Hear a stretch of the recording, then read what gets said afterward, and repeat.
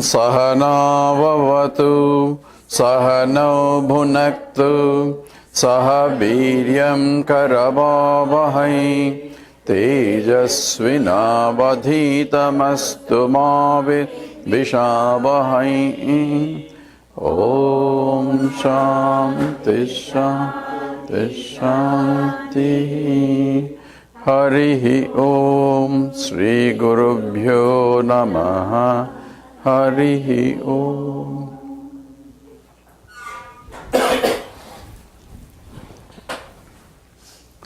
So we are analyzing the mind itself, and to analyze the mind, I need the mind.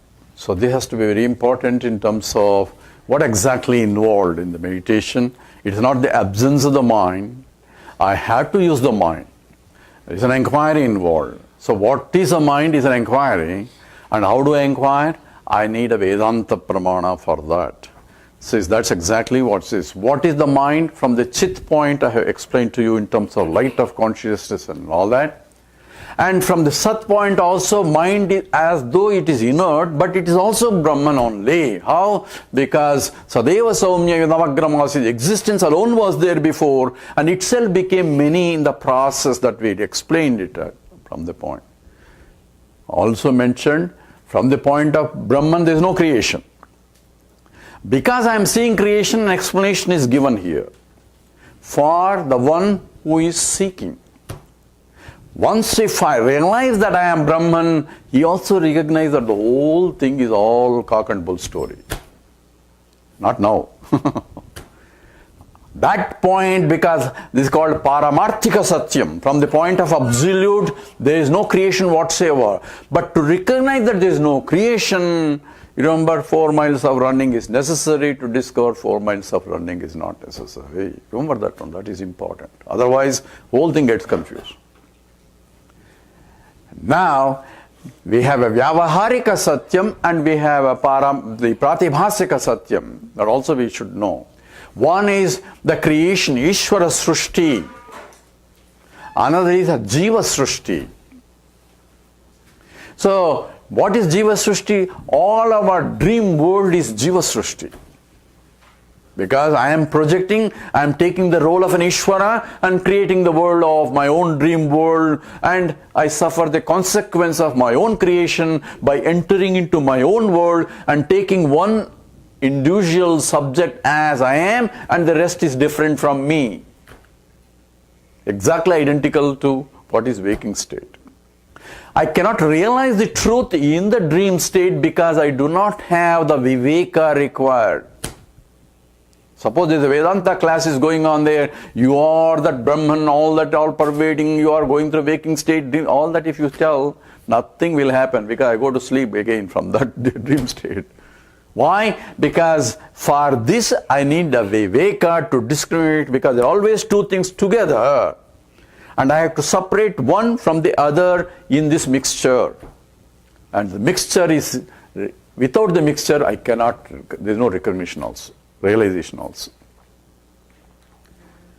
This is a very important aspect because people have a lot of confusion about meditation, what is realization, you cut down the whole mind and all that and it's gone. Atma is a teacher, everybody would have been a sage by now. Because Atma is everywhere. You need a live teacher who can ask the questions, because this is the highest philosophy, very subtlest thing, and a lot of confusion comes into picture. And therefore, it is not and the teacher is the one who refers to scripture as a pramana, not his own experience as a pramana, because we don't count any person, irrespective of whether it is a Krishna or any Bhagavan also. He has to refer to scriptures. Rishibing Bahuda Gitam, Krishna himself said, this is sung by the great rishis in many ways. That's all Vedanta is. It's not my knowledge. Even though Krishna is avatar, he is referring to Vedanta, therefore we listen to him. Even though Buddha is considered as an avatar, we don't listen to him because he doesn't refer to Vedas as a Pramana. We respect him, we prostrate to him. So Shankara gives an example of what's the right teacher. You have to approach a right teacher. So there are three kinds of teachers. One is Brahmanishta and Srotriya. Means one who knows that he is in fact indeed that Brahman, means he Dudaivanishta, who is firmly understanding it, and also he knows the scriptures. That is the best teacher you can get. But at the same time, remember, I cannot go and test who is Brahmanishta or not. I don't have a litmus test. Yes, he is turning blue, therefore he is Brahmanishta. I cannot. So I have to accept my teacher is Brahmanishta, therefore I have faith in what he is teaching. That is important. Shraddhavan labhate jnanam. The Shraddha is required. What is the Shraddha? Satyasya, Shastrasya, Guru Vakyasya, Satya Buddhyavadarana, Sa Shraddha. That is the Shraddha. What is that? What is Shastra says. That's what Shankara defines in the Vivekachudamani. What is Shastra says as interpreted by the teacher. Okay? When I go and sit in the physics class and listen to the teacher, I know what he's teaching is truth. I may not understand it. I have a lot of questions. I'll ask the teacher. All that, but knowing very well that Shastra is absolutely right. And what I want to know, how and why not, I understand correctly. I need misunderstanding at my level, I have to clarify. Follow? But I have full faith of what he's teaching is the truth. Same way, this is also Shastra. I told you first talk about why Vedanta is real Shastra compared to all other, because this is the one that includes both the subject and the object, and totality is being analyzed compared to only other Shastras only looking for objective world only. Therefore, I have to have, then how do I need to have faith what my teacher is telling the truth. Because himself, how do I know? Himself gone through from his teacher. This sampradaya has to be understood correctly. Otherwise, I follow all sorts of teachers and I have problems. So that also is required. So most important thing here we need to know is that I need to know that I am the mind. To say I am realized soul, I need the mind again. To say that I am not the mind, I need the mind. Even for the teacher to teach, he needs the mind. Without the mind, no communication also possible. And that becomes important to know who is Jivan Mukta, because a lot of confusion also occurs.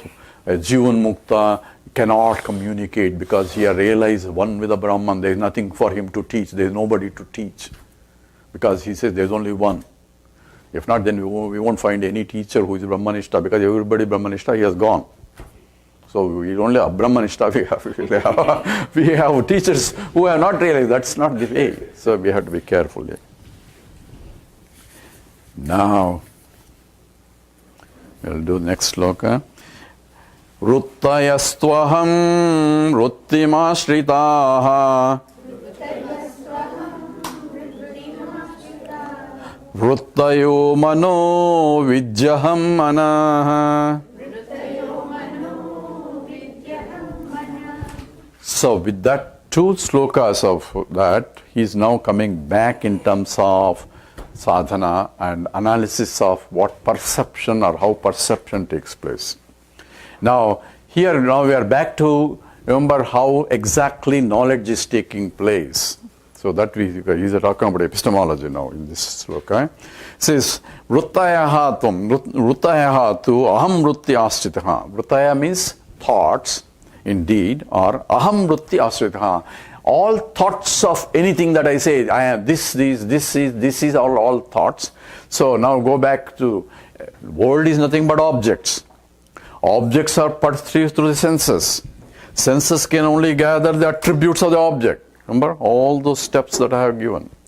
And when the senses attributes are brought to the mind, it is as though get converted by a code that we don't understand into a thought in the mind. Remember all that I mentioned. What exactly code we don't know. God created that code. We have not broken that code yet. So outside object and perceived up to electrical signal, we can do analysis of using tools of whatever medical tools available. We can go up to neuron level because we can pick up those things using the tools which are also objects. But when it comes once to next to the level of subtlety of where subjective, talk about things that are subtle body time, objective tools are useless. So from the science point, objective sciences, I can never discover this process because I'm using wrong tools in the wrong place. And I don't have tools for this. What is the tools? Only Vedanta becomes a pramana now for this. So what is the statement is, whenever I see an object, it is converting through the attributes into a thought in my mind. That is called a vritti. So thought in my mind essentially has its locus outside an object associated with it. So every thought requires an object out there. Without an object out there, or object in the mind also, we'll come back again. But at least whenever I see an object out there, there is an associated thought in my mind, and that's called vritti. Okay? So the volition and a cognition process involves formation of a vritti in the mind.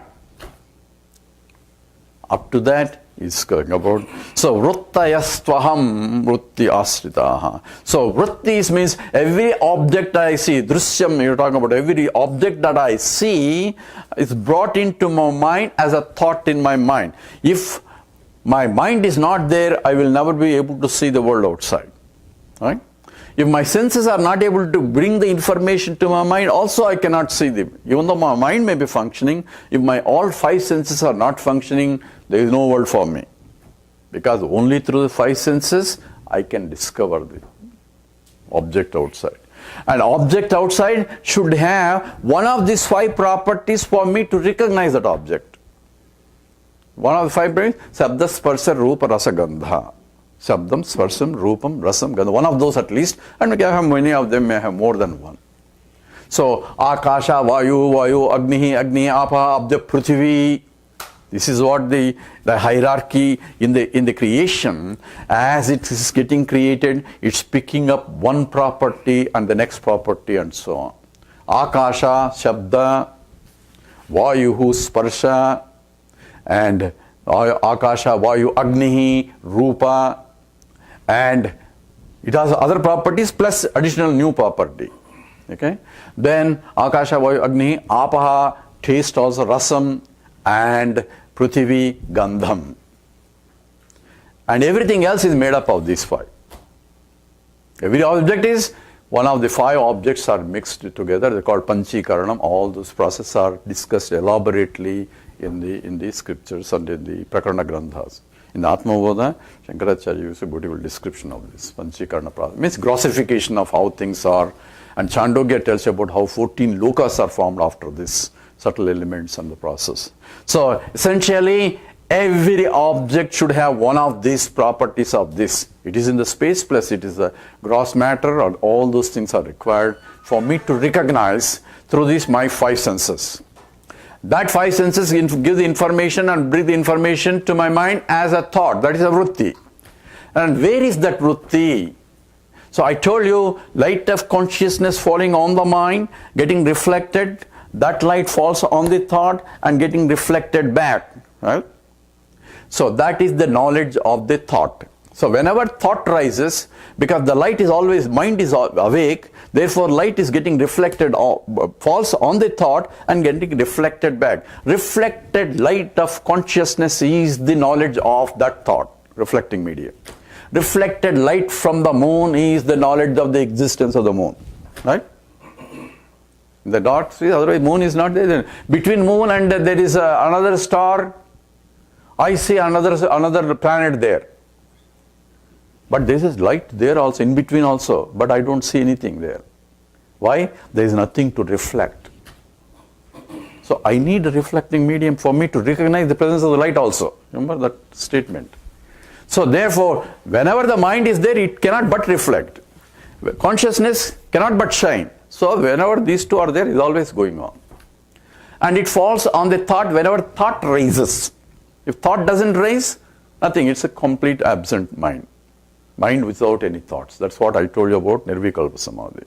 So when the thought rises, it gets reflected back. So that is the knowledge of the thought.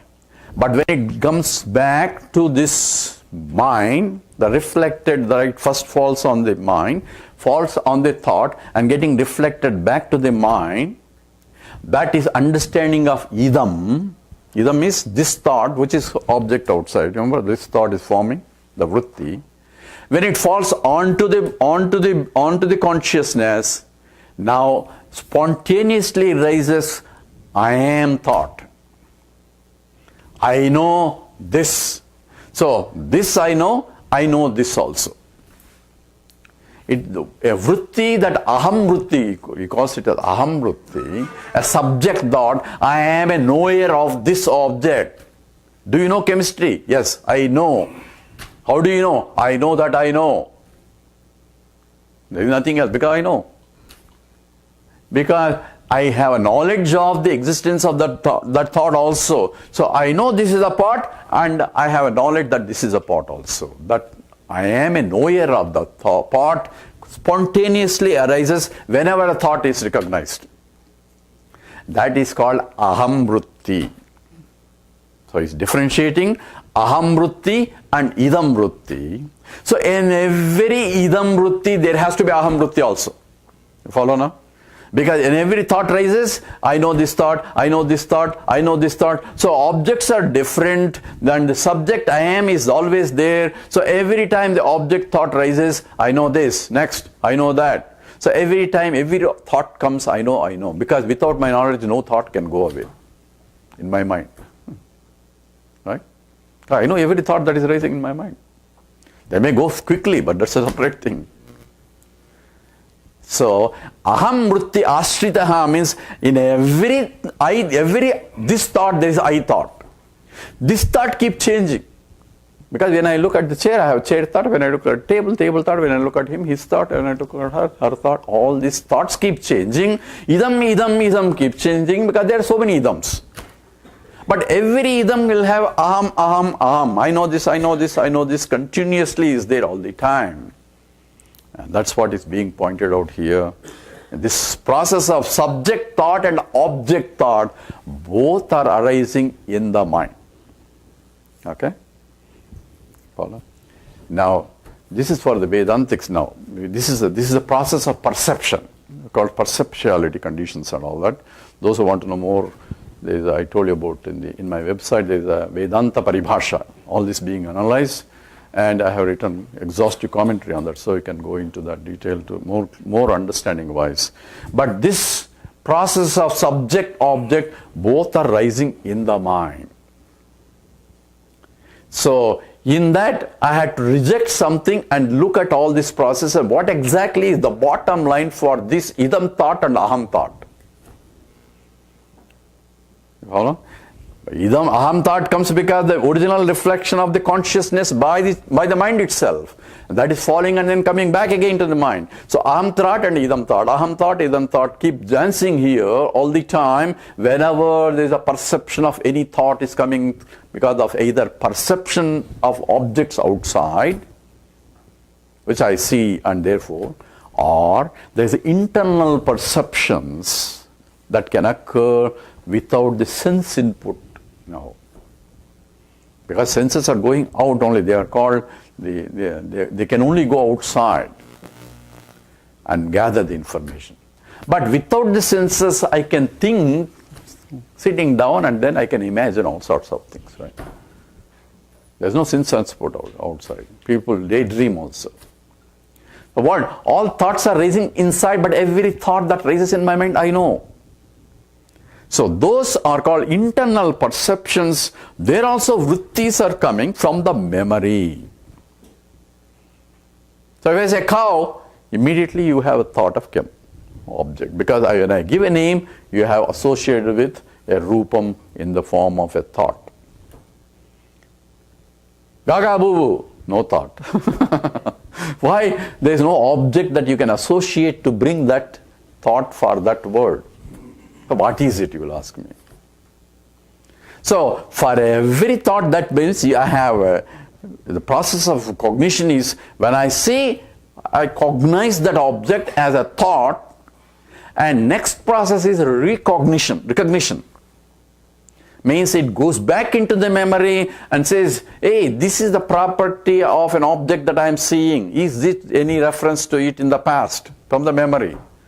Oh, this is the cow that my mother told me. Okay, now I know this is nothing but cow. Because I already have the knowledge of what a cow is. So this process goes on all the time. If I have nothing stored in the memory, this is new. Hey, what is this? This is new. I don't know what this is. Oh, this is what Gaga Boo I was talking about. Now you know what Gaga Boo is. That's what that is. So, new knowledge can take place by the process of communication of what it is. That's how the new discoveries, and then they gave a name for it, right? Everything. Then from name and form goes on. So this is aham vritti is there. I am knowing of this. I am knowing this. That's spontaneously raising. Now I'm talking about the Vedanta now. It's called pratyabhijna. Pratyabhijna means looking inside. What do I look inside? In this thought, I am there. And that I am is changeless entity in the changing things.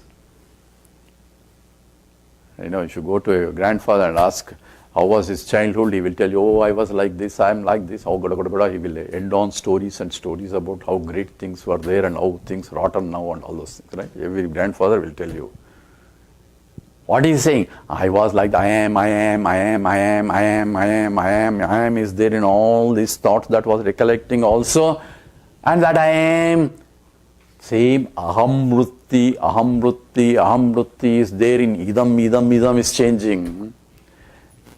So what is that which is changeless entity in the changing things is that I am. That is called pratyabhijna, the one which is changeless in the changing, that internal perception that say I am in every concept, that every knowledge that is taking place.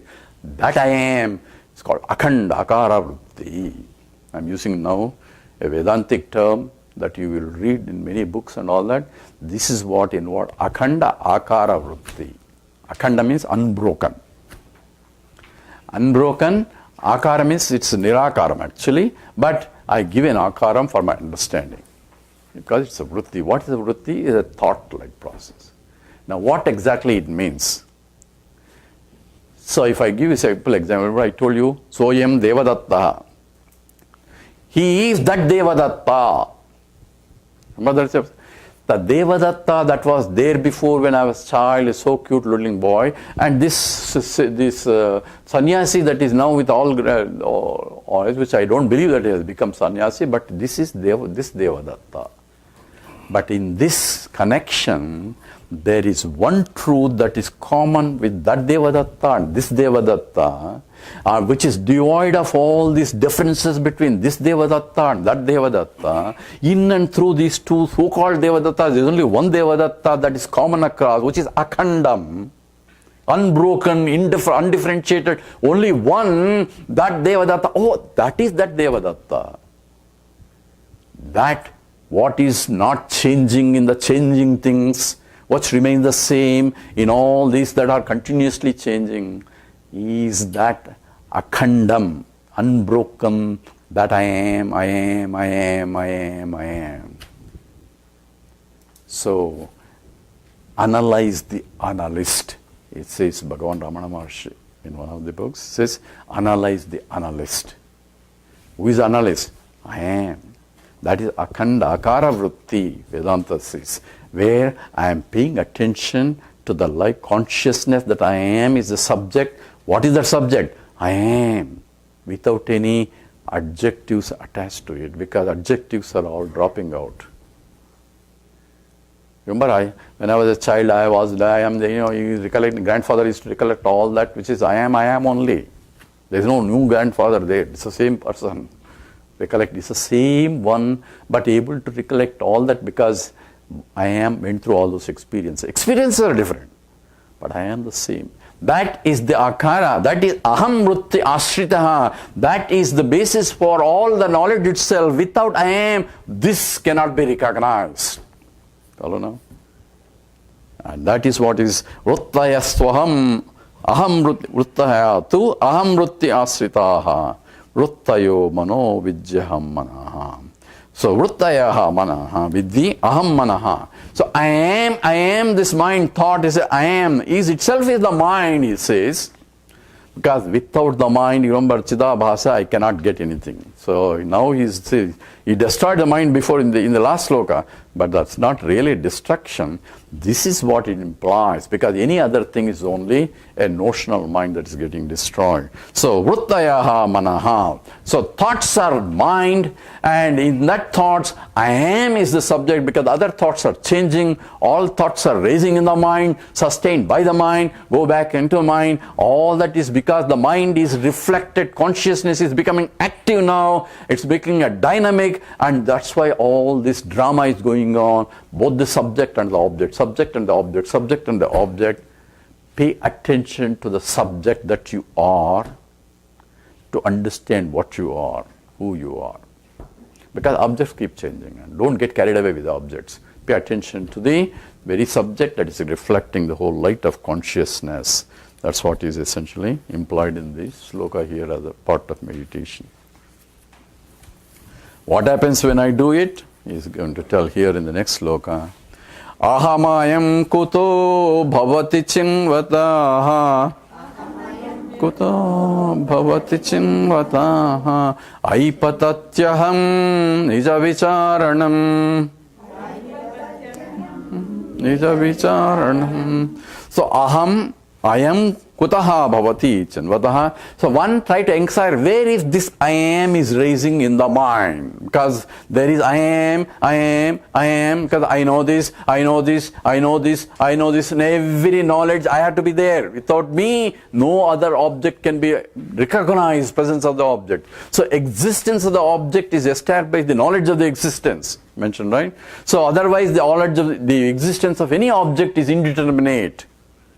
I'm going fast because I know you have repeated so many times the same statement, but that's exactly what to be understood clearly. So this I am is raising in every thought. Find out where is this I am coming from. Remember all our knowledge here. Consciousness is everywhere.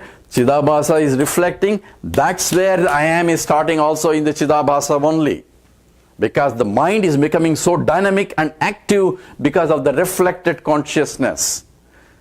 If it's some other light, it won't become. It's because it's a consciousness that is reflecting mind as though becoming a luminous entity.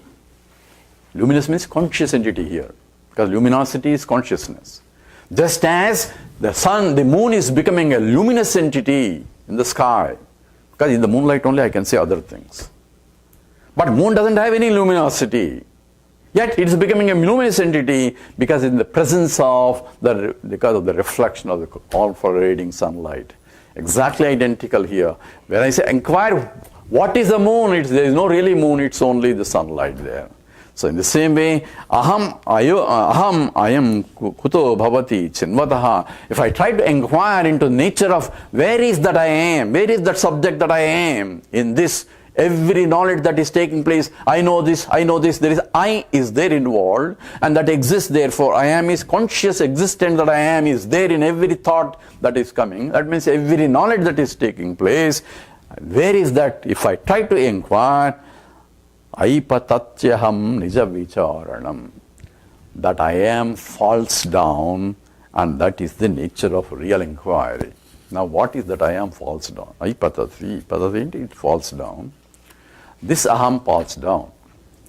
Now here we have to be again careful here, because there is a lot of misunderstanding of this sloka also, miscommunication also from the people who are Ramana Maharishi's disciples. Some actually, I don't know. So aipatatyaham, so what exactly falls down? What falls down is my wrong notions about myself. Because what is falling down? All consciousness is always there. Mind, whenever is there, it cannot but reflect. And Chidabhasa is always there. So any time, any thought comes, I am is always there. So what is there? The notion that I am this, I am only the mind, that notion will fall down. The ahankara that says I am this, that misunderstanding I am, this falls down. All I understand is I am the light of consciousness that is getting reflected by the mind. That becomes real understanding of I am. So what falls down in the there, if you follow the logic of the Vedanta also, there is a Samanya Chaitanyam, which is all pervading consciousness, and there is a Visishta Chaitanyam depending on the mind and get reflected. If the mind is dirty, my reflection is impure. If the mind is clean, the reflection is all glory.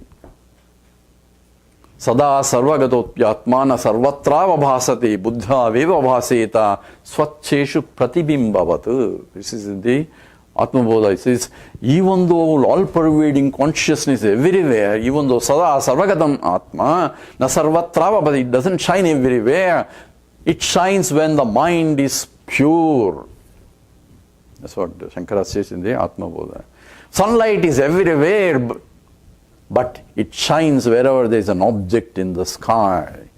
The moon and the planets, it is shining there. In between also sunlight is there, but we cannot recognize. In the same way, even though it is everywhere, but it is reflecting, but reflecting light of that moon and the planets, I see the sunlight should be everywhere. You follow now? Looking at the sky and a full moon night, looking at the sky, there is a moon and there is a next planet is somewhere there, and looking at the sunlight is all over there, but reflected wherever the mind is. Wherever the planets are, it is getting reflected. Planets or satellites are there, it is getting reflected. Not that it's not everywhere, it's not in between, it's there also, but there is no medium for me to recognize it. For recognition, I need the mind, but also I understand that it is everywhere. What is there is everywhere, only it is getting reflected in the particular places it is. So that is what is to be understood. So what drops down here, I patati, say I am, I patatyaham, aham patati. So this falls down when I try to inquire. Falls down means all my wrong notions about myself will fall down. How? When I have the right notions. Follow now? Wrong notions will go when I have right notions. How do I get right notions? Not by sitting and closing my eyes and right notions. I need to study what exactly is the truth. By study of the Vedanta only you get rid of the wrong notions. Follow now where the problems and all the... So without the background of Vedanta, so okay, from now on, I don't need anything. I had to go and read Upanishads one after the other. Nothing will happen. Why? Upanishad itself means you have to study in front of the teacher. That's what Upani means. Go to the teacher, sit close and understand. Because the Upanishad itself is done in a language that if you read one Upanishad and then read another Upanishad, there's all contradictions, looks like. And that's why in the Brahma Sutra, one of the sutras is Tattva Samanvayat, that's the third sutra. Tatato Brahma Jignasa, then it defines what is Brahma. Janma Jasya Yataha. Then third, what is that? Tattva Samanvayat. What does it mean? There has to be internal consistency in the teaching. So each Upanishad taught to a particular disciple based on the teacher and the student, although referring to the same thing. But depending on the student, the answer is given. Not that he is doing something different, but he has to cater to the student's need. People go satsang and they ask particular questions, the answer is only given. But don't take that answer as a universal answer, because that is with reference to his question. Therefore, I have to be very careful in terms of the question and answers. This is the question that the student asks. Therefore, what is my... I read his question, I read the other Upanishads, I read other Upanishads. I need to have a self-consistency in the knowledge itself. Knowledge should not be contradictory. That's what the definition will go and give the knowledge later, but that's exactly has to be understood here. So therefore, what is that aipatati? The wrong notions can only go by right notions. Notions mean right understanding. It's not notion itself means a wrong understanding. So wrong notions can go by right knowledge. Because wrong notions is due to ignorance.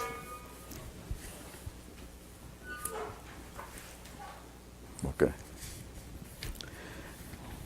Now, here is a problem a little bit, we have to be careful. The notion is due to misunderstanding, right? That's what notion means. That arises due to two things. One, I said, remember, the Ishvara Srishti and the Jiva Srishti involved. Now we have to combine, we have to all relate everything, because nothing is talked here without unrelation here. So what is Jiva Srishti, what is Ishvara Srishti, what is this misunderstanding notions? All need to be back. So when I go in the simple classical example of this called Adhyasa Bhashya. Adhyasa Bhashya means error of analysis of Shankara. Before Brahma Sutra, he does a chapter on Adhyasa Bhashya. This is not from the Brahma Sutra, but he himself writes Adhyasa Bhashya. After that only he takes up the interpretation of these Brahma Sutras. So what is one of the best part of Shankara's contribution is the Adhyasa Bhashya. It's error analysis of the error, basically. Why do I need to know error? Because that's the problem. All wrong notions are due to error. That's the first thing. So what are the wrong notions? What kind of errors these are? This has to be understood. There are two kinds of Adhyasa. That is arising from, one is due to Jiva Srishti, another is Ishvara Srishti. That's why I was trying to tell these two things. What's Jiva Srishti and Ishvara Srishti? So when I'm walking in the semi-dark and I suddenly see a snake, a rope there, and say, hey, that's a snake. So what is there is a rope, and what I say is it's a snake. Where did the snake come from? Where did the snake come from? Oh, it's there. What do you mean it's come from? It's there. I didn't create a snake, it's there. That's what my understanding is, right? So for me, snake is there, but snake is in my mind only. Because the other fellow says it's a rope. So where is the problem? Problem is, the correct understanding is, I am gathering, remember everything is attributive knowledge. Remember all that information is required now. I am gathering some attributes of the object, but because it is semi-dark, I am not getting complete attributes of the object as exactly what it is representing. And based on what I am getting, I am making a judgment call that this is that object with these attributes. Right? And if these attributes belong to two objects, because these attributes are not sufficiently discriminative enough for me to say whether it is a rope or a snake, it's a long, 5 feet long, it is soft to touch when I stepped on it. All those are common attributes between a snake and a rope. And because I'm afraid of snake, I say, it is maybe because of my personal security, I say it is a snake. I don't say it's an elephant. Right? I say it's a snake. Why not elephant? Because there is a sadrishyam. These are all analyzed in the Brahma Sutra, Adhyasa Bhashya. Be careful, because nothing is independently sold. And the Shankara talks about is this. He says, what is there is because I am projecting something from my memory which has the same attributes as this, and therefore there is a similarity. Sadrisya means similarity between the snake and a rope in these attributes. Therefore I am projecting that based on my memory, that snake that I saw before here where it is not there. Follow what is Adhyasa is? That is my own projection. Ishvara, it's not a Ishvara Srishti, it's a Jiva Srishti. Snake is a Jiva Srishti. This particular snake, not the other snake that I saw. Other snake may be real. But this particular snake that I am seeing is, I am projecting the attributes of that onto this. So what is Adhyasa? This is atasmin tad buddhi. That's how we define in the Adhyasa Bhashya. The properties of that on this. I am superimposing and saying this is an object.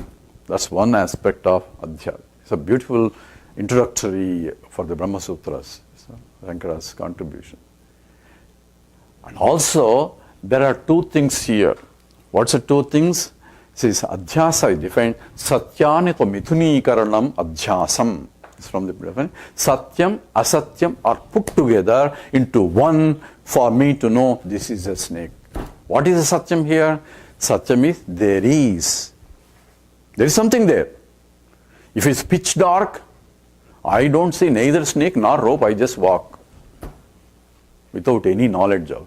Hey, you walk, there were snakes there. I don't know. No fear, nothing. But I have now, I'm seeing something. There is a truth. Satyam is there, but not complete truth. Anrutam is superimposed on it. So Satyam and Anrutam is the false. The present, this reality and reality are superimposed on together as one perception. And that is called adhyasa. Adhyasa means superimposed of false on the reality. Follow? Where is the falseness? Coming from my memory. Sadrishyam, all those things are important here to put that. Now this is my creation, because when I shed light again and I see it is a rope, then what happened to the snake? Oh, its snake went that way. If snake that went away, that was real snake, right? So snake went into my mind. It came from my mind, it came into my mind only. Oh, I didn't know that snakes were in my mind. All that is mental projection of something that's a Jiva Srishti. And what's a rope? Rope is a Ishvara Srishti there. I didn't create a rope there. I created snake there. But what is there is rope. But what is there is you have to be careful here. There is some truth and there is untruth. I am superimposing together and taking as one, and there is only one object. There is no rope and a snake on top of it. It's not that. There is only snake there. And I may die with that knowledge thinking that it was only snake, without having the real knowledge that it was a rope. I may spend lives and lives knowing that it was only snake. So when I discover that it is a rope and not a snake, what happens? I don't see any more rope there, any more snake there. Snake is gone permanently because it came from my mind, not from outside. It's my own wrong notions. The aipatathyam, what is that falling down? All wrong notions about myself, about this, and I am this, I am this, I am this, all that will fall down. Wrong notions about myself will fall down in the true knowledge that what I am. Wrong notions of my own creation of Jiva Srishti. Now I am calling why Jiva Srishti is adhyasa there. The snake will never be there in the same rope that I saw. Whereas there is an Ishvara Srishti, also there is an adhyasa. That's why it is a sunrise and sunset. This is not my Srishti. Knowledge is neither sunrises nor sets. But at the same time, knowing very well that neither sunrises nor sets, I can still enjoy the beauty of sunrise and sunset. Right? When you're traveling in a train, you see all the trees are running in the opposite direction, right? Not that trees are running opposite directions, you are moving it. But yet, you can still enjoy the scenery. Where this is not my creation, this is Ishvara Srishti. These are classical examples are the mirage water. Mirage water is, I see water there, but I understand it's only dry sand. There's not even wet sand, it's only dry sand. But knowing the dry sand, there is no really water there, still I see water there. Why? That's not my creation. That is Ishvara Srishti. Now, when a jnani realizes, this is why important here, when a jnani realizes that Aham Brahmasmi, I am the total, who realizes what? Brahman doesn't need to realize. It is the local mind that has a confusion about himself, is realizing that it is not this mind, I am the total consciousness that is reflected in this mind. The local mind has the wrong notions, and the local mind wrong notions falls down. Local mind realizes that I am really the light of consciousness that is pervading everywhere. Follow? Now, the wrong notions are in that particular mind. The particular mind has realized. Because the particular mind has wrong notions. Other mind may have right notions already. You shouldn't call it notion anymore, right knowledge already. Now, when I recognize that I am Brahmasmi, what happens? This is good. When I recognize that it is a rope and not a snake, what happened? The snake will never come again, in that place at least. The other snakes may come different places, but this snake is no more. This is not a snake anymore. That means the individual projections at the individual level is called Jiva Srushti is gone.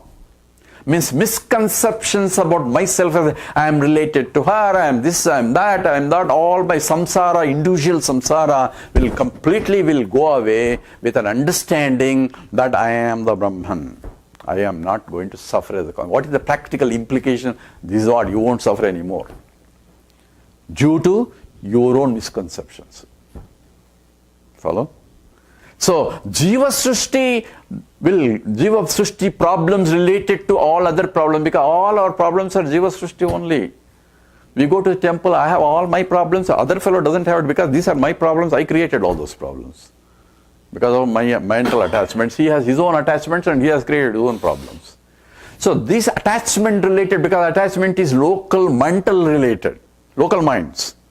That can go away with the knowledge that I am the truth, because these are Jiva Srushti. But Ishvara Srushti will still remain. You follow now? Because even though it is a mirage water, I understand there is no really water, I can still see mirage water, but now I know there is no real water. I can still enjoy the sunrise and sunset, knowing well there is no sunrise and sunset, because I didn't create it. This is the global projection of the total projection of the Ishvara's projection, and that is not eliminated by my local knowledge. You follow? That's why what does a Jivan Mukta sees? Jivan Mukta sees the polarity, but he doesn't take it as a reality. It's only transactionally real. But absolute point, everything is him. That understanding has to be understood, because there is so much confusion if you go to different readings and all that. They say once he has realized, then there is no more this universe. He doesn't feel, he doesn't touch, and what is that? And say no, he never. Even Ajnani also, actually he doesn't see, he doesn't. What does this? Krishna says, Prakriti vaja karmani kriyamanani sarvasa. All actions are done by Prakriti. You unnecessarily take it. So Guruji used to tell a simple example. One villager was going. At that time we used to carry big luggage and all that. So he packed a lot of things on the big truck and then going in, sitting in the train. Then he saw everybody is bringing big trunks. So he felt sorry for the train. It has to carry so much. So I want to help the train. So he took the box and put it on his head and sat on the train. So he said, what is this? Because he wants to help the train. The actions are being done by the Prakriti itself. I unnecessarily say, I am doing it, and suffer the consequence of the notion that I am a doer. That is the problem. So, Kartrutva bhavam will not be there. Once a jnani, I understand, why should I?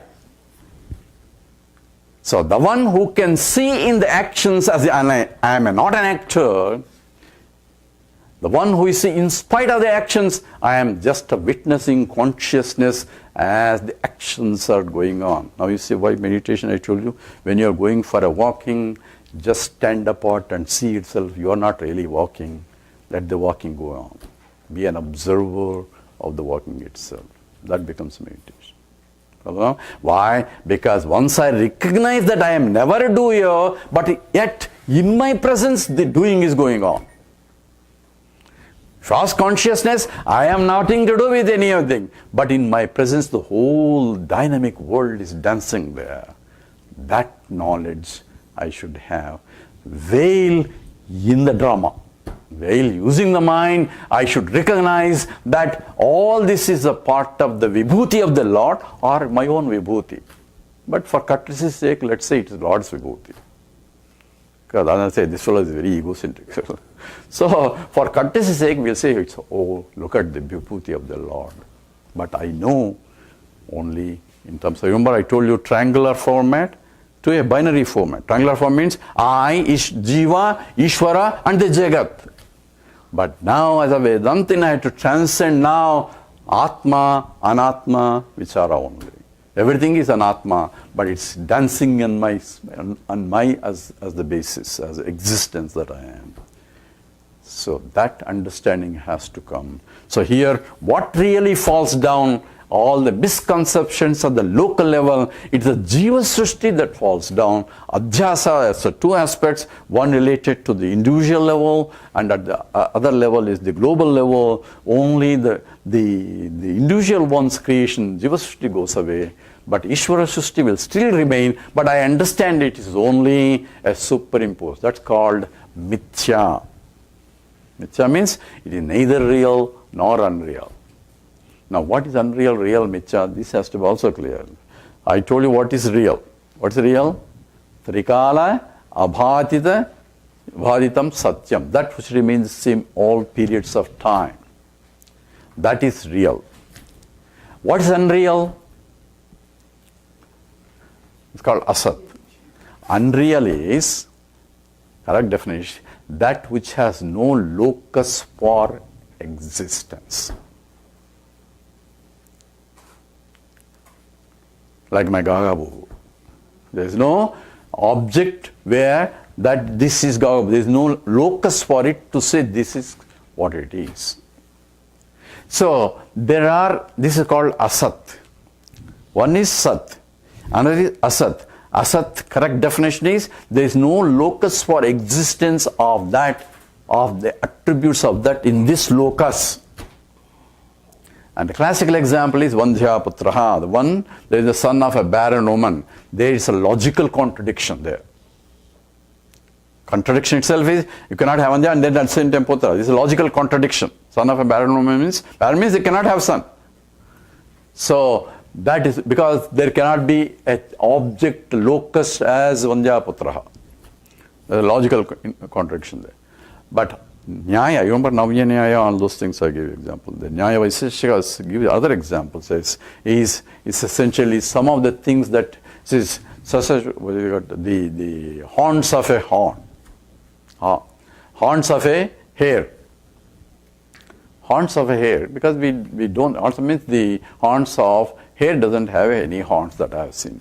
So what is the definition there? Definition is there is no experience of anywhere in this universe so far, there is no locus for that kind of experience of an object with a hair, the horns that have a hair, the horns that hair has. Hair means kundel called, what is it? Rabbit, okay. Now, that doesn't mean there's some other loka, there may be some hairs, but we have not seen anybody, nobody. So as long as, remember, existence of an object is established by the knowledge of its existence. Remember the definition? It exists object only because I know. Otherwise I don't know means I don't know that it exists or not. So non-existent of this is because no one has seen so far, therefore it is asat. No one has experience. Oh, I can create in my own dream. I can say I know what is hair and I know what is the horn, and I can put together and create an animal with horn.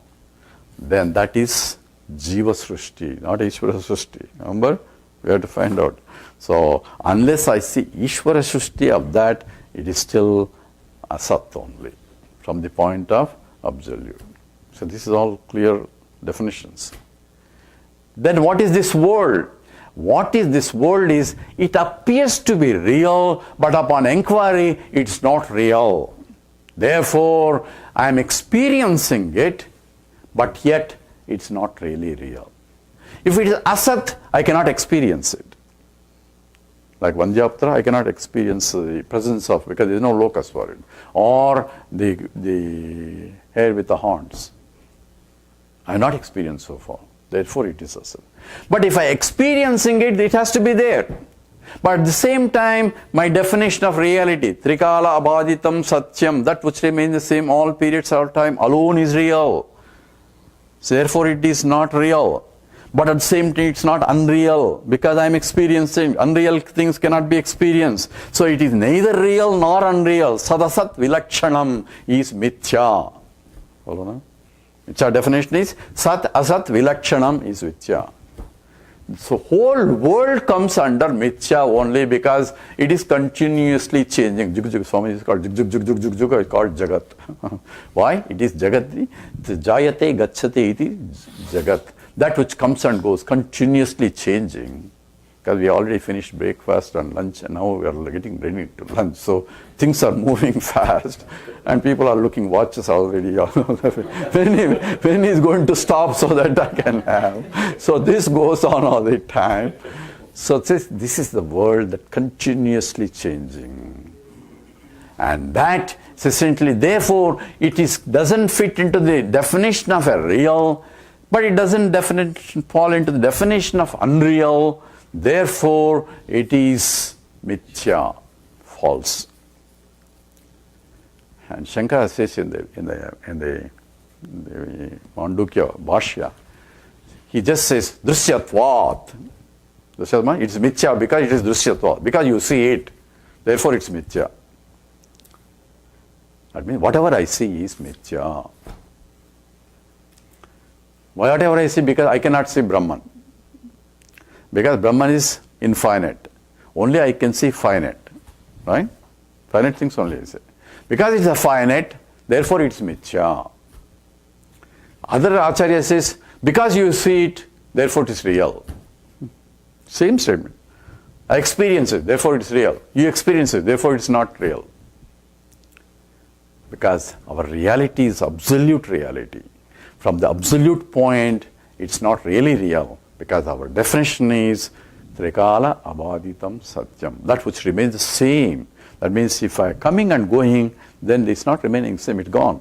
It's not there anymore. Therefore, it is not real.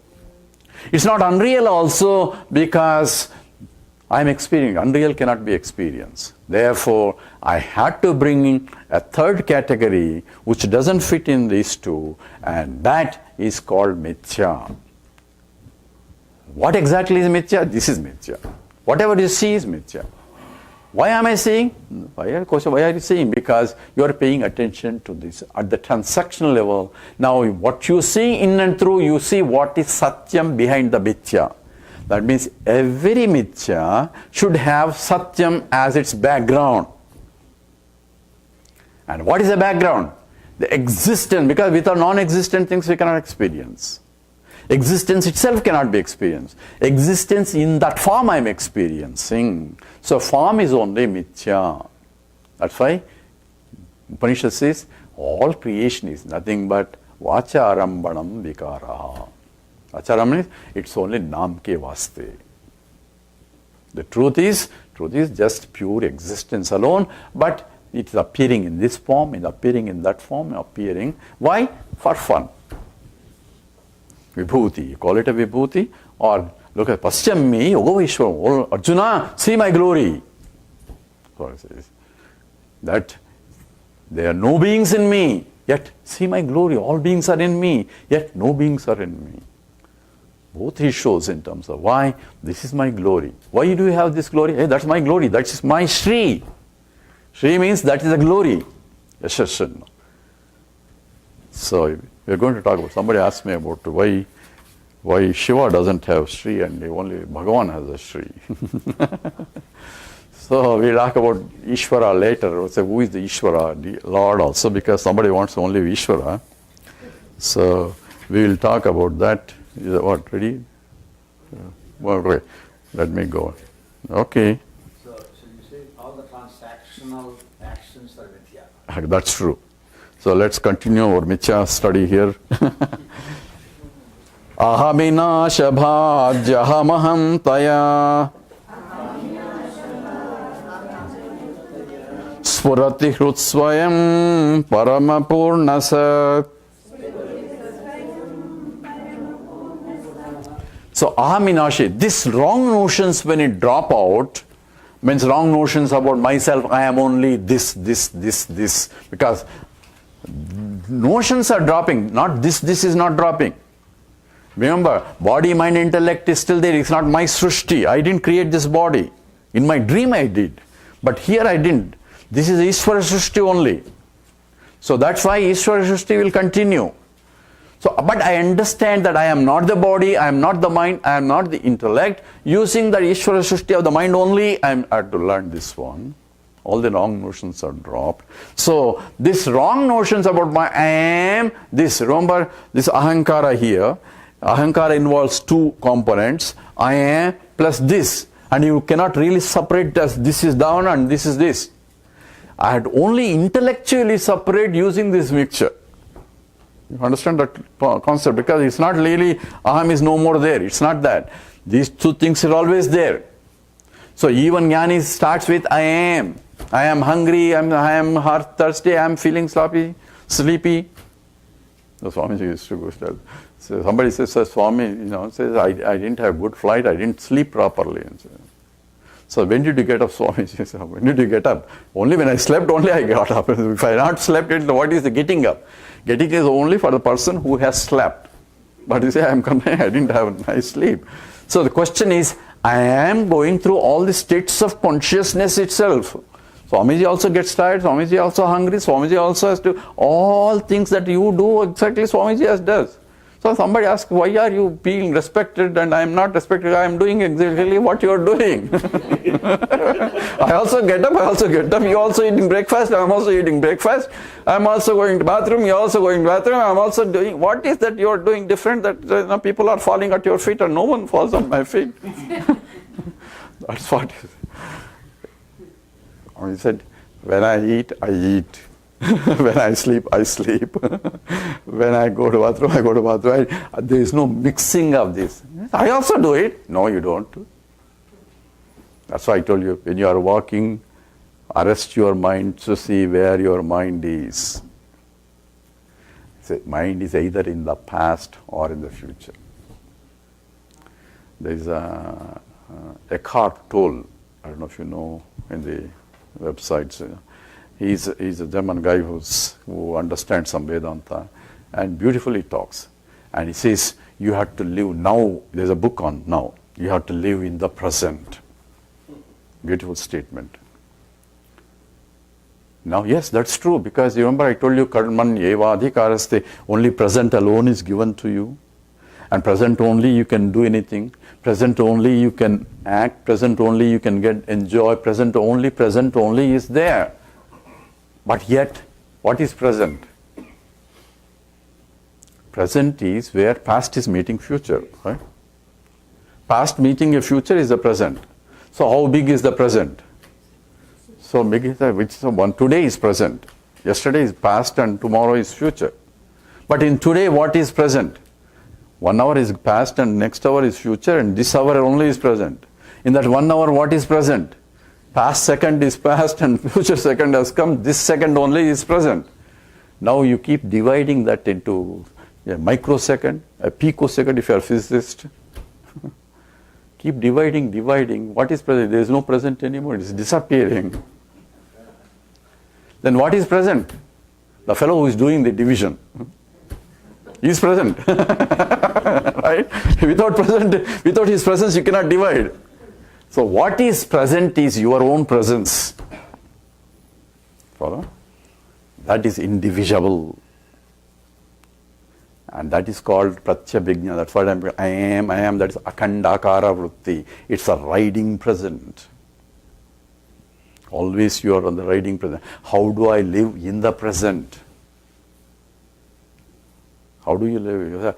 He gives, says now if you read the book, says now, but they ask him, how do you live that? Oh, you have to be in the present. How? Gentlemen, it's not that easy. I went through his books and all that I know. For that, simple recipe is bring him also there. Who? The Lord. This is what Ishvara Arpita Buddhi has to come all the time. Otherwise, it's extremely difficult for you to live in the present. When I keep thinking of the Lord all the time, I am with Him all the time. He is present, I am present. All other things are forgotten. Not giving importance to it. I am giving importance to the presence of the Lord, and in the end we will see Lord is not different from me. Okay? That understanding has to come also. That is the only way to live in the present. Otherwise, I can tell you, you can all have the philosophy, all that, it will go away after this. So, without the Ishvara Arpita Buddhi and the Prasada Buddhi, that keeps me in the present all the time, because I am not worried about the past, I am not worried about the future, because that is what Ishvara implies.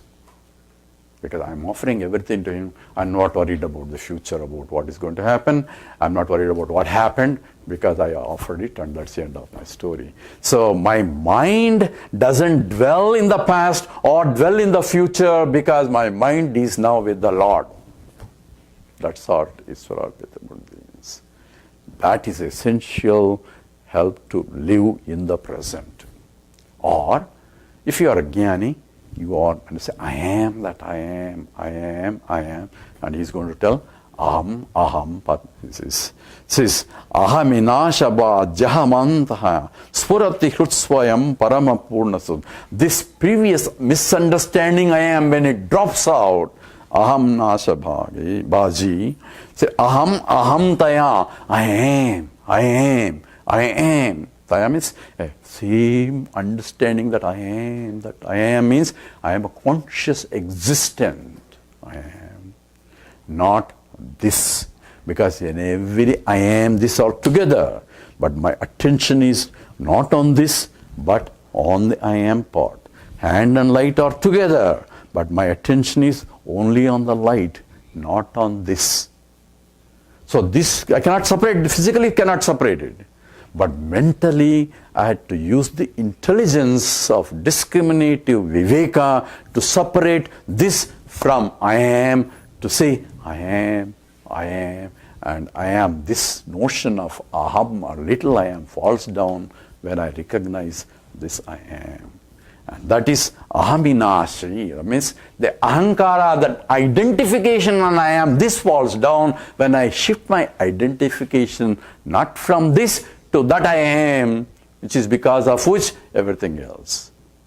So that has to be clearly understood what exactly it means. Ahaminashabha jahamantaya spurati hrutsvayam. Swayam spurati, spontaneously rises in the heart. What is the heart? In the very core of my personality, that I am, I am, I am, I am, means I am existent consciousness that I am, is that knowledge is always constantly behind me. That, my friends, is the real meditation. Other meditation is to get to this stage. All the training is to say, I am that which is all, not all this. I am what? I am the samanya chaitanyam, that is that which pervades, that which is enlivening everything. That is because of which even the mind is able to say. And to say that I need this mind to say even, to recognize that I need the mind, but yet I am not the mind. I am that because of which mind is so dynamic and active, that I am is spurati, and this is what is swayam purati. And what is this I am? How is different from previous I am? Previous I am only, I am this and not that. I would like that also mine, but I am not that, and that's called ahankara. Is always limited by this. Bodily limited, mental wise limited, and intellectually I am limited, because I am this BMI. But when I say BMI is not me, but I am, using the BMI, I have to say I am different from BMI. BMI means body, mind, intellect. Using the BMI only. Using the part, space, say I am the total space, although enclosed in this part. Follow? In the sense, it is still enclosed. It is still upahita chaitanya. This has to be covered. This is a technical word, is upahita chaitanyam. What means upadhi sahita chaitanyam. Upadhi together with the chaitanyam. At the same time, I am the all-pervading chaitanyam, although enclosed in this enclosure. Apparently enclosed in this enclosure. Apparently limited by this mind and body intellect, but I am really is total consciousness that is pervading existence, that is pervading. That is the viveka understanding. Clear understanding of this truth is the self-realization. Okay? And that is that I am is Paramam, Purnam and Satsvarupam. This is Parama, Purna, Sat. He's using 3 words together.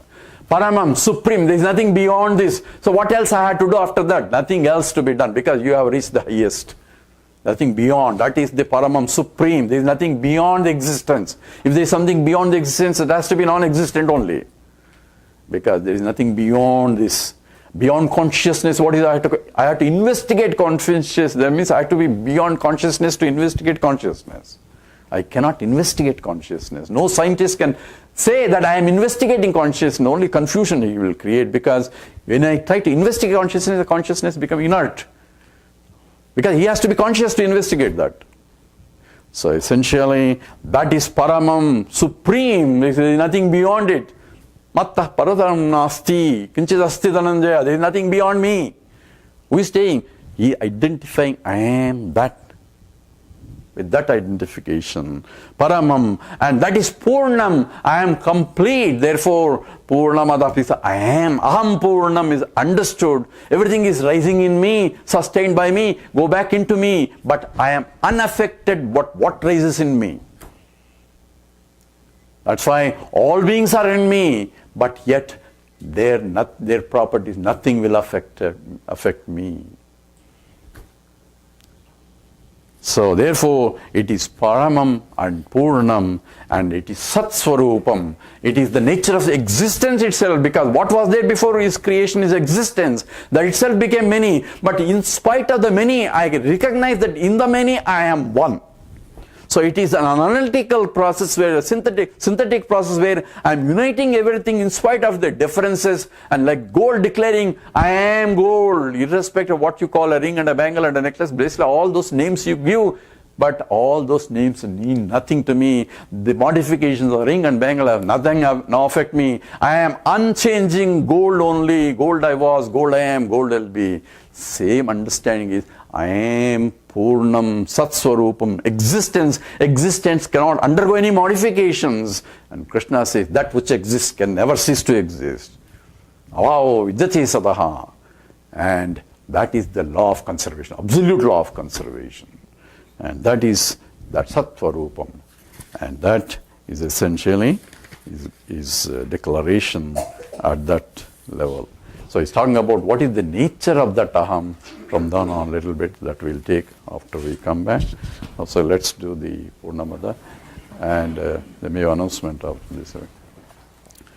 Om Purnamada Purnamidam Purnat Purnamudachyate Purnasya Purnamadaya Purnameva Vasishyate.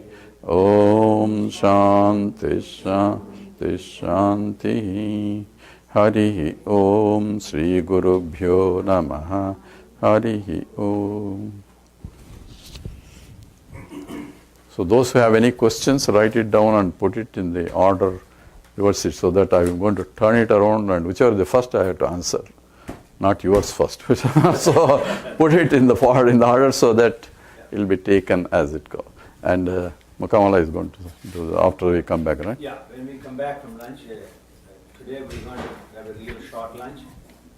We'll convene at 1 o'clock possibly. Because half hour is a lot of time to eat. Half an hour, a lot of things to eat. Oh, wait, hold on, one minute.